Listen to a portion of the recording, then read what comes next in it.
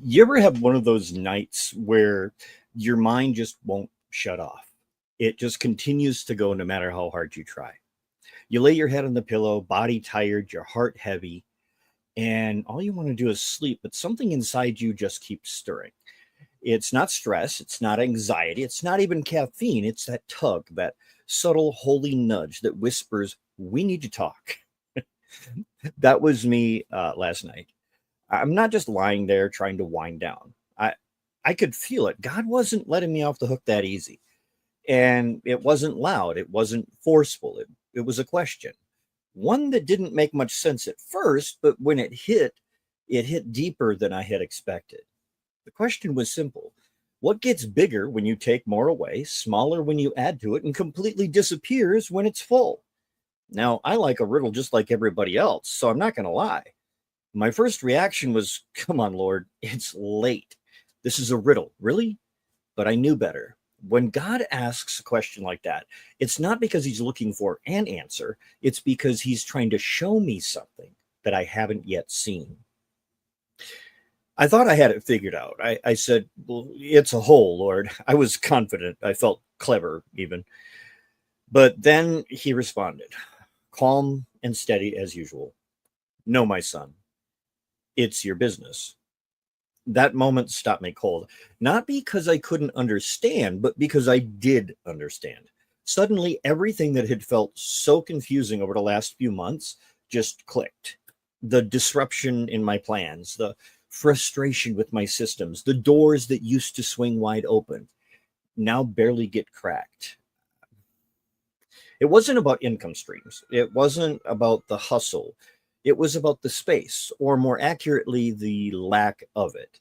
I had built something so full, so crowded with doing, that I had very little room left for actually being with God, being present, being surrendered. And this is where I think a lot of us find ourselves, especially those of us who are building, grinding, showing up every day with big dreams and God-sized goals. We're saying we're doing it for him. We're saying we're following his lead, but truth is, we filled our calendars, our minds, our hearts with so much noise that when he speaks, there's no room to receive what he's saying. It reminds me of Martha. You know the story. Jesus shows up at her house and she's running around like a crazy person, trying to get everything ready. She's cooking, she's cleaning, prepping, probably barking at the help and muttering underneath her breath if there's anybody around. Meanwhile, her sister Mary is just sitting there, sitting at Jesus' feet, listening, soaking it in. Martha gets mad. I mean, she's frustrated. "Jesus, don't you care that I'm doing all of this work while she just sits there?" But Jesus responds so gently, so lovingly. "Martha, Martha, why are you worried and upset about many things? But only one thing is needed." Only one thing. Think about that. Jesus is saying, you're doing a lot, but you're missing the main thing. You're busy serving me, but you've forgotten to be with me. That one hits really hard. I've been Martha more than I care to admit, getting caught up in the systems, the growth, the plans, the client results, the impact that I'm trying to make, all the good things. But sometimes the enemy of the best thing is all the good things that we stack in front of it. God doesn't need us to perform for him. He's not looking at your to-do list like, "Wow, look at all the work you did. Great job." What he's longing for is a relationship, surrender, space to move in your life. That story about the banquet in Luke always gets me too. You've got a man preparing a great feast, a symbol of the kingdom. He sends out invitations, but everybody has an excuse. I just bought a field. I just got married. Oh, I'm working with my new oxen. I love that one. Modern day equivalents to that: I'm building my business. I'm raising my kids. I've got this new opportunity that I'm chasing, this new game I'm playing, the new movie I'm watching. And so they miss it. They miss the very thing that they were invited into because their lives were too full to make space for the king. That's a warning for all of us, I think. We can be building, striving, expanding, and still miss the very reason that we were called in the first place. God's not asking us to stop working. He's not anti business. He's not against productivity. He's not against us reaching for our goals, but he is against idolatry and anything that takes up more space in your heart, even if it's wrapped in kingdom language, is still an idol. Let that settle for just a second. Even your ministry can become an idol if it takes place of intimacy with him. Even your calling can become a distraction if it keeps you from obeying when he asks you to pause. I think that's why Jesus shared the parable about the seed sown amongst the thorns. He said some people hear the word, but it gets choked out, not by evil, not by sin, but by the worries of life, by the deceitfulness of wealth, by the desire for other things. That's where the word becomes unfruitful, not because it wasn't good seed, but because the soil was too crowded. What I want you to think about in your life right now, your day-to-day, your calendar, your mental energy, is there space for God to speak? Is there a margin for the Spirit to move? Are you building a life that requires his presence or just your performance? That was the question that broke me open. I had built something good. It looked right. It even had impact, but it didn't require intimacy. It could operate in the gifts. I could operate in the gifts, but I was neglecting the giver. And here's what happens when we do that. We start experiencing frustration where there used to be favor. Things don't click like they used to. Doors feel heavier to open. The creativity feels dry. We start feeling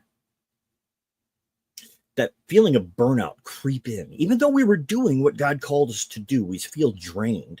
But why? Well, it's because we've traded fellowship for function. Fellowship for function. We weren't designed to run on hustle alone. We were designed to run on presence. God created the garden for us to be with him. In Psalms 46:10, it says, "Be still and know that I am God." That literally means let go and know that he is God. It's not a poetic encouragement. It's a command to be still, stop, cease, stop striving, make room, let go. You don't know. God is just trying to be God over your life. We say we trust him, but we build contingency plans just in case he doesn't show up. Is that trust? We say we're submitted, but we run full speed ahead without ever waiting for instruction. Is that submission? We say we're listening, but we've got so much noise in the background, we can't even hear the whisper. Are we listening?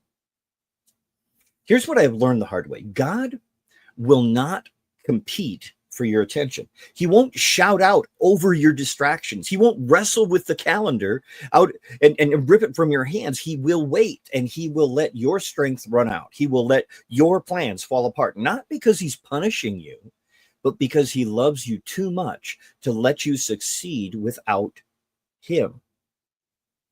In Haggai, God confronts the people of Israel for this very exact thing. They were working hard, planting, building, chasing profit, but nothing was working. He says, you expected much, but it turned out to be little.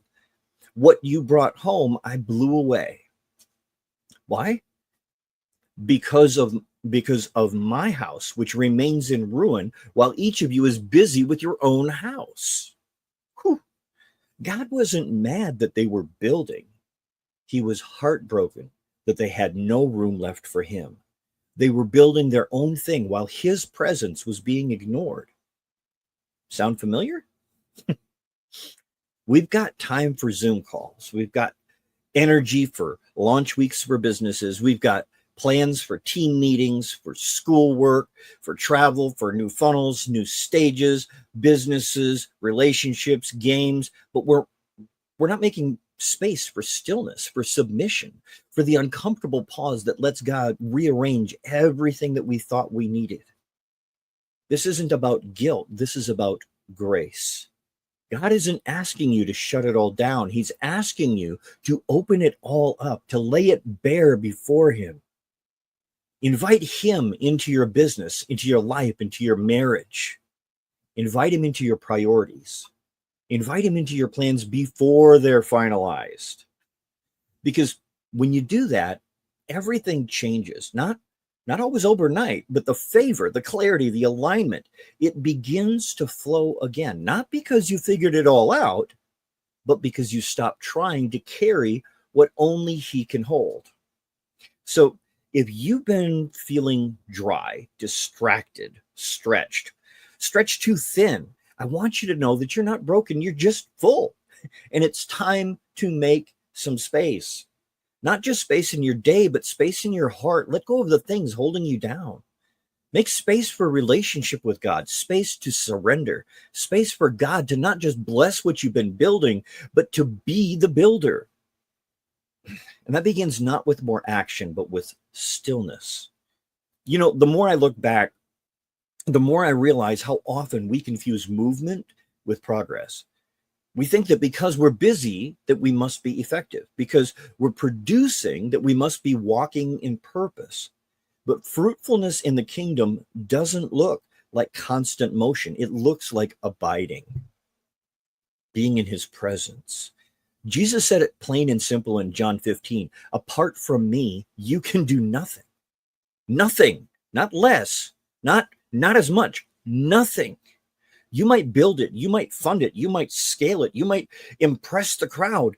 But if Jesus isn't in the middle of it, if his presence isn't the root and the reason, it's nothing.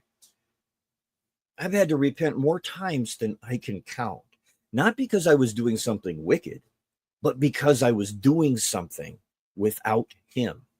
It's easy to fall into that trap when you know how to lead, when you know how to create, when you know, because you've done it before and you've seen it work.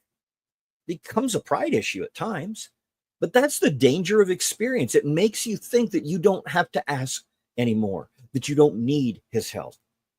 I remember a time when every decision, every step, every conversation, everything started with prayer. Lord, do you want me to move? Is this what you're saying? Am I aligned with your will? And somewhere along the way, it became, this makes sense. This is a good opportunity. This fits my brand. Hey, let's do this. God didn't leave me, but I felt the posture of dependence. When you do that, even success starts to taste hollow. You hit goals and you still feel restless. You check all the boxes and you still feel empty. That's the ache of a soul that's outgrown its own voice and is craving the voice of the one who made it. Ecclesiastes, it talks about this so clearly. Solomon had it all: wealth, wisdom, fame, pleasure, achievement.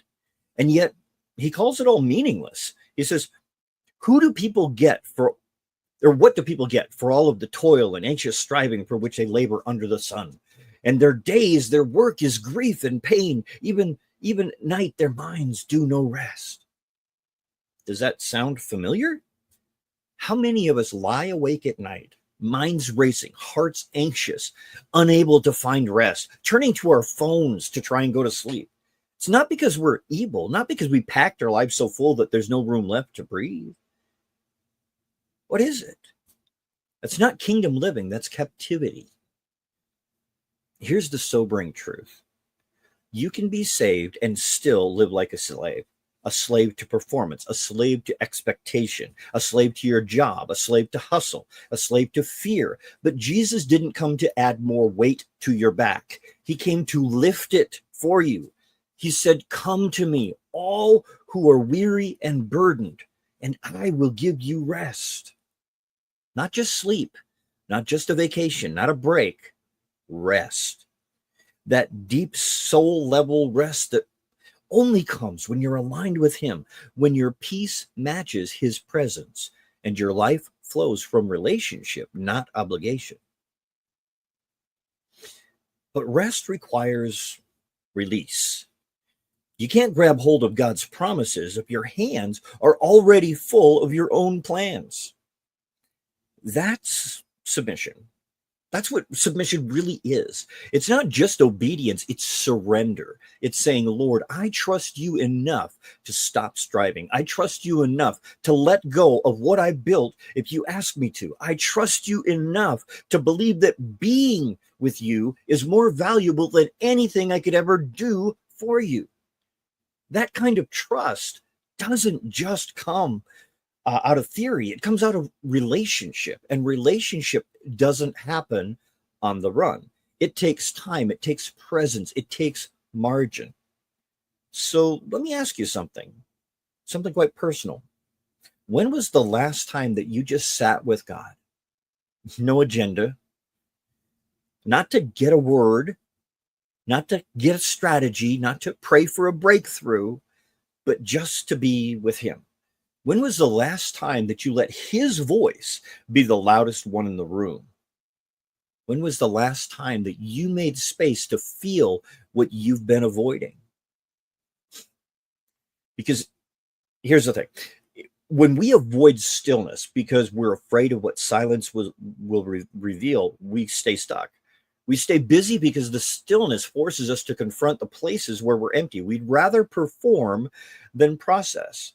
But God doesn't heal what we hide. He heals what we bring into the light. And that's why stillness is so powerful, not because it's trendy or therapeutic, but because it opens the door for God to do deep work in us. Below the surface, beneath the performance, behind the public victories, it's in the quiet places that he reshapes us, refines us, reminds us who we really truly are. The world wants your output. God wants your heart. The world wants your hustle. God wants your surrender. And until that shift happens, you'll always feel like something is missing, because something is. It's him. So what do we do now? Well, we make space. We simplify our life. We ask hard questions. What have I filled my life with that God never asked me to carry? What areas of my life, in my business, have I claimed as mine instead of surrendering it fully to him as his? Where have I allowed good things to become distractions from the best thing? And then we just let him in. We ask the questions and then we let him in. We don't have to clean it up first. We just invite him in as it is. Lord, I don't know how to slow down, but I want to. Teach me how to walk with you again.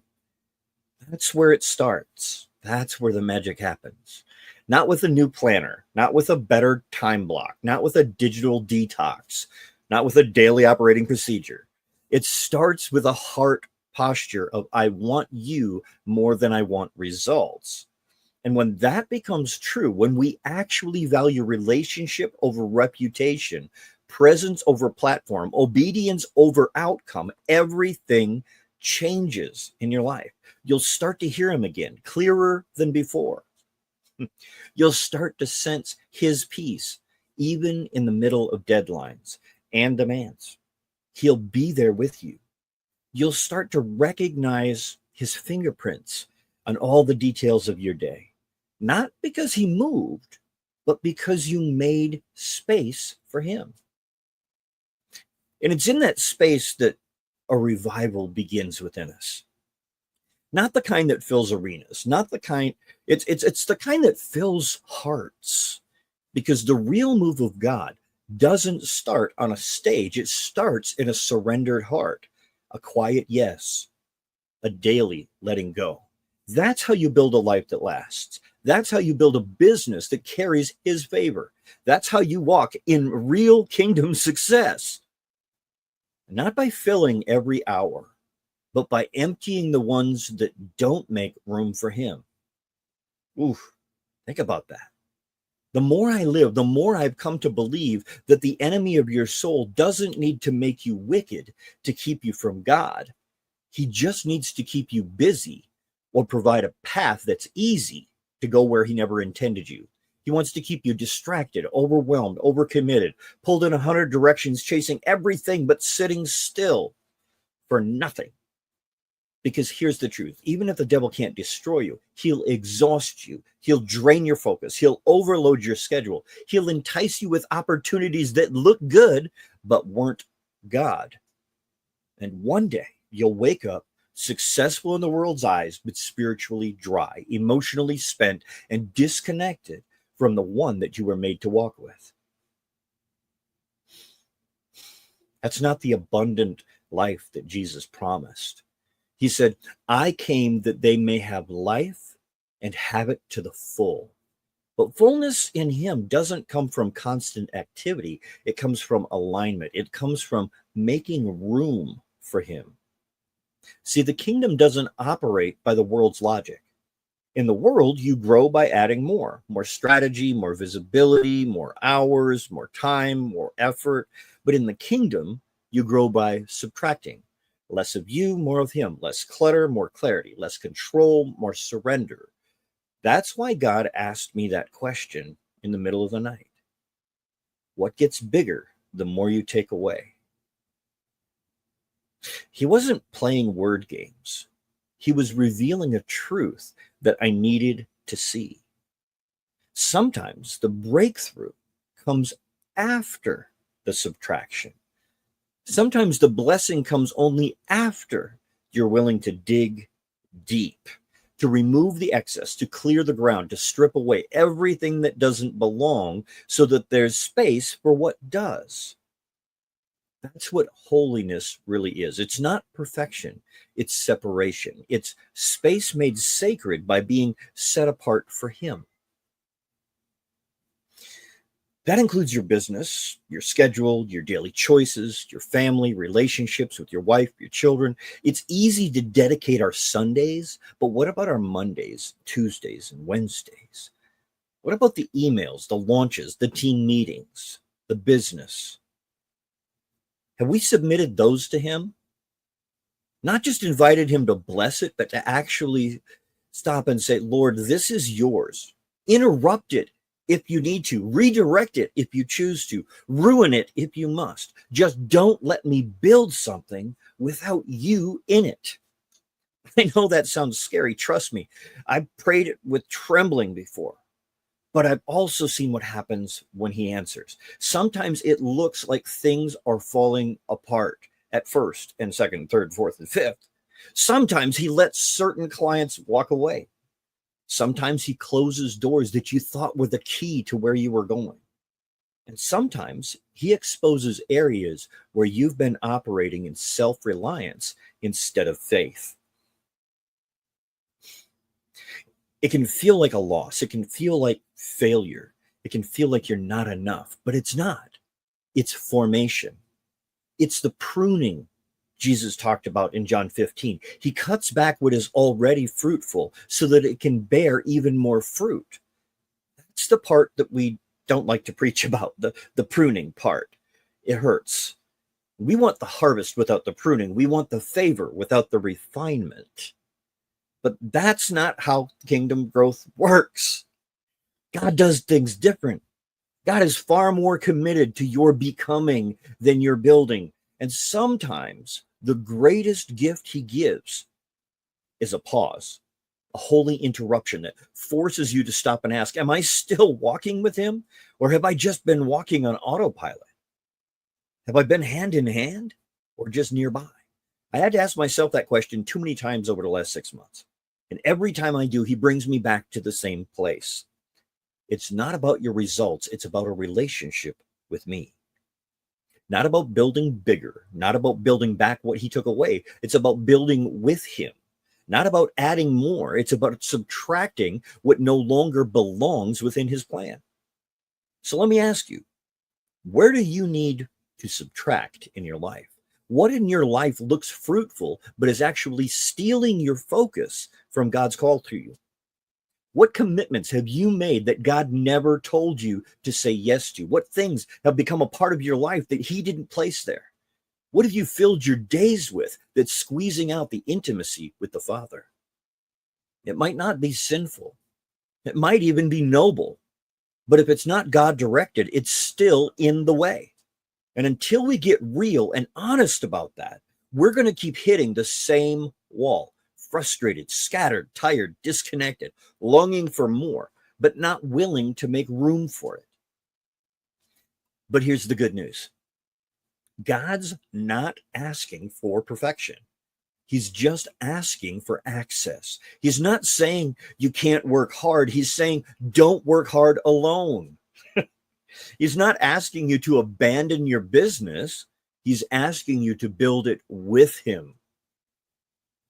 That's what makes the difference.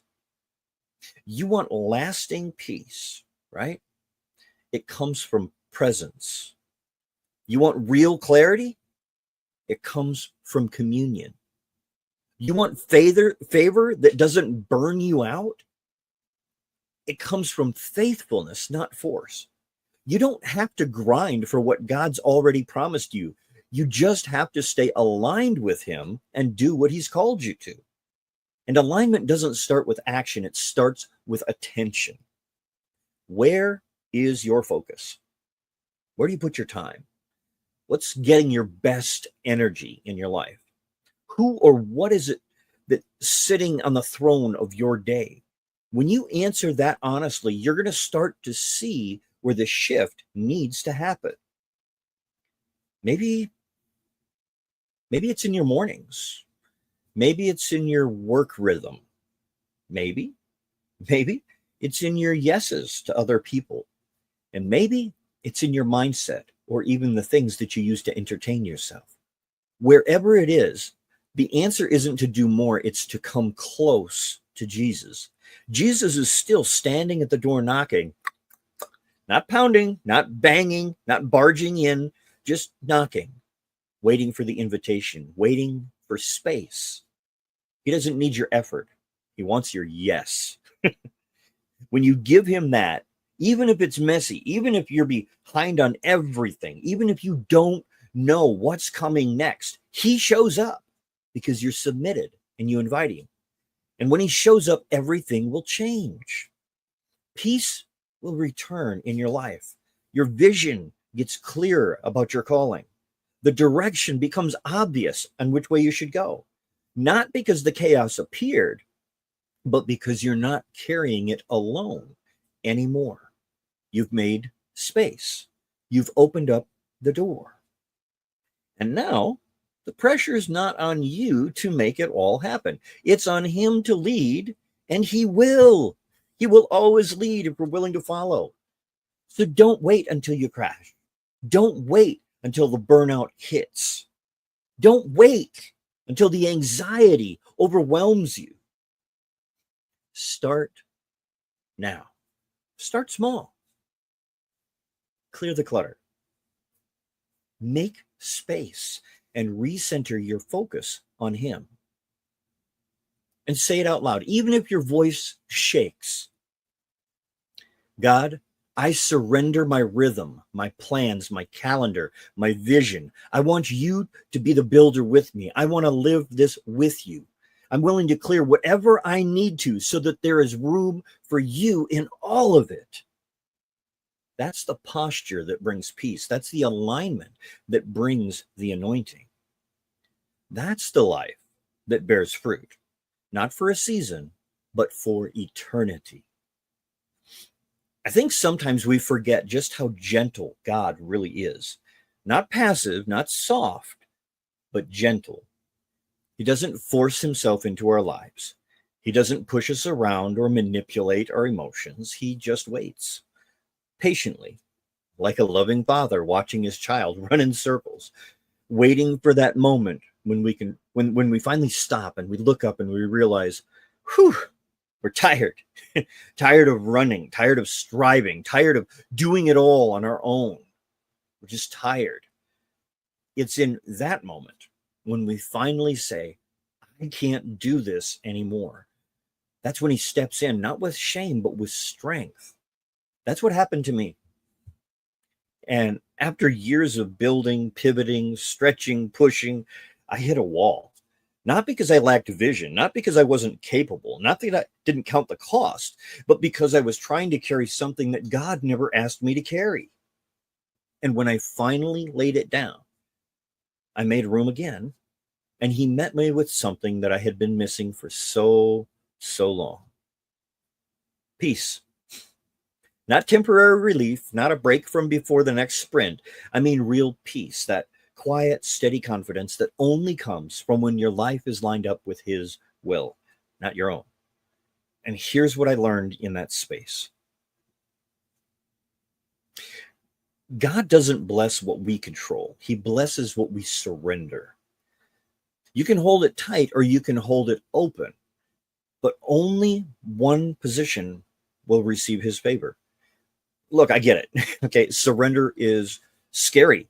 It means releasing the outcome. It means trusting him with what you don't understand. It means choosing obedience when logic says do it your way. It's hard.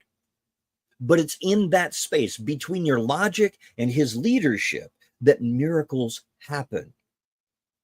That's what we see in scripture again and again and again.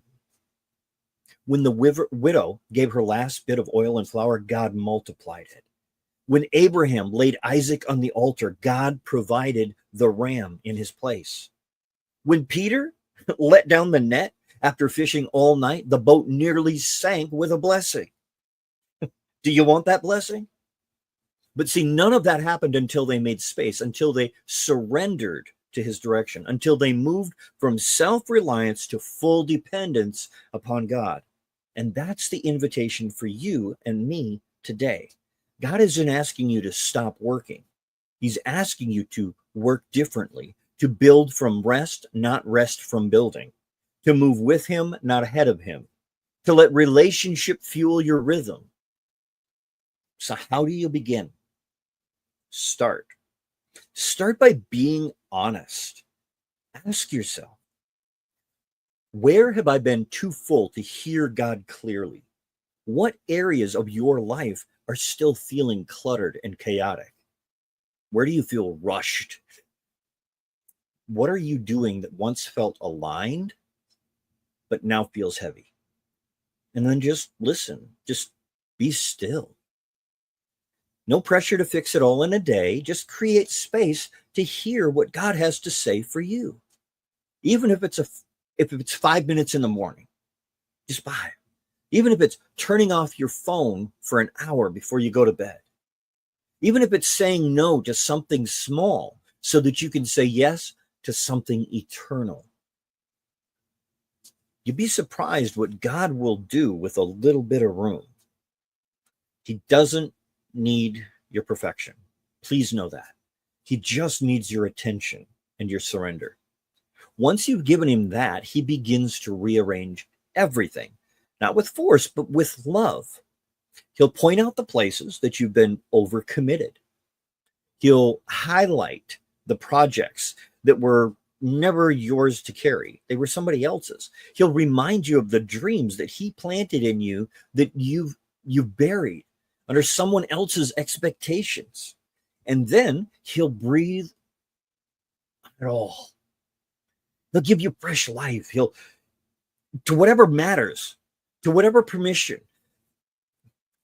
If you release what he doesn't want there, suddenly you're not building alone anymore. Suddenly your business becomes a tool in his hand, not a weight in your back. Your relationships are something that flourish. Suddenly you have clarity about what to do next, not because you figured it out, but because you heard from him. And let me tell you, hearing God's voice changes everything in your life and the world around you and inside you. It's the difference between striving and flowing, between burnout and boldness, between chaos and calm. And it starts with relationship. That's the one thing, the only thing that really matters. When Jesus said to Martha, only one thing is needed, he wasn't just talking to her. He was talking to us. He was saying, don't let your life get so full of good things that you miss out on the best thing, me. Because when you have him at the center, everything else finds its place. Your decisions become simpler. Your values become stronger.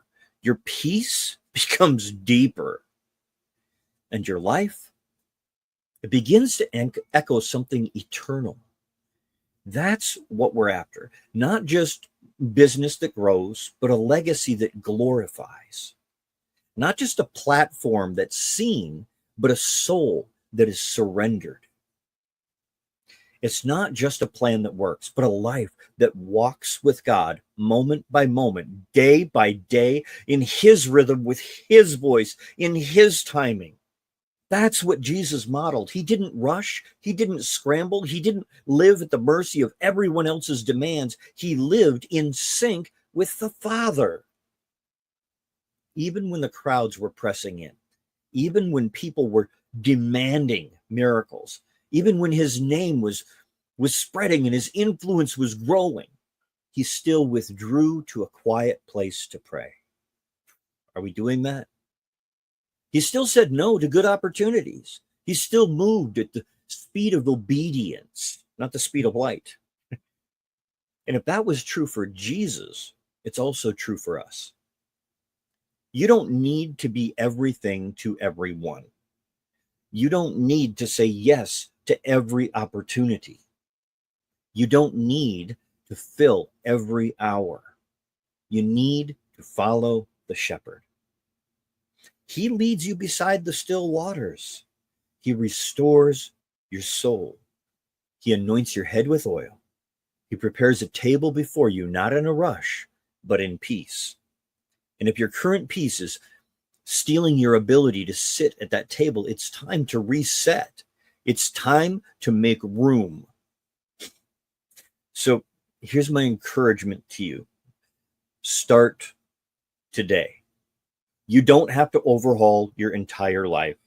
Just start where you are in surrender. Make a list of what's weighing you down. Ask God what he wants to do in you, what he wants you to release.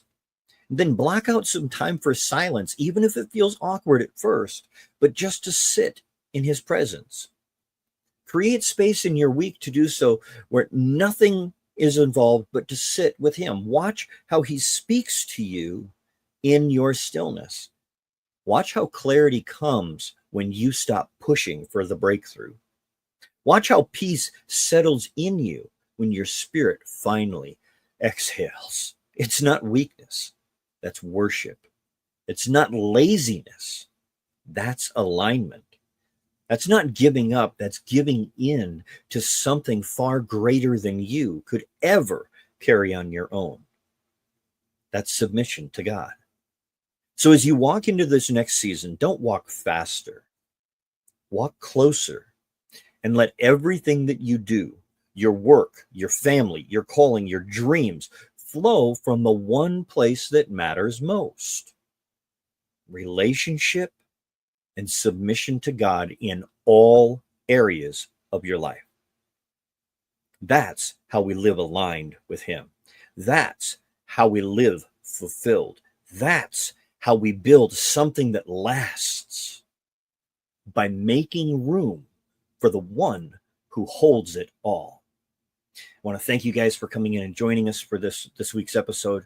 You have an amazing day. Remember, there is beauty, there is grace, and there is greatness within you. Now go and share that with the world today.